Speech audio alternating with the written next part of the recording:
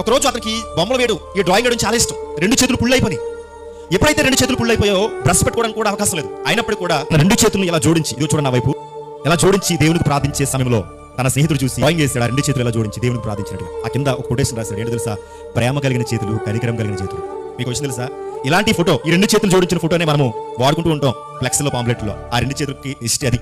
ఒక స్నేహితుడు త్యాగం చేశాడు తన యొక్క జీవితాన్ని మరొక స్నేహితుడి కొరకు. ఎవరైతే చిత్రకళాకారుడు అవ్వాలనుకున్నాడో అతను పనిచేసి తన స్నేహితుడు చదివించాడు.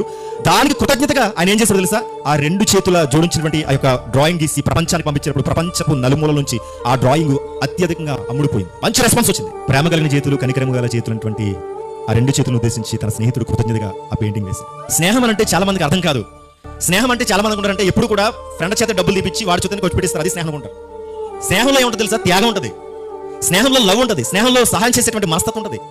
స్నేహంలో ఏముంటుంది తెలుసా? ఎదుటివారు భారాలు మోసేటువంటి స్థితి ఉంటుంది. స్నేహంలో ఏముంటుంది తెలుసా? ఎదుటివారిని ఇబ్బంది పెట్టకుండా ఎదుటివారి కష్టాలను, కన్నీళ్లను చూసేటువంటి స్థితి ఉంటుంది. అది ద రియల్ ఫ్రెండ్షిప్ అంటే.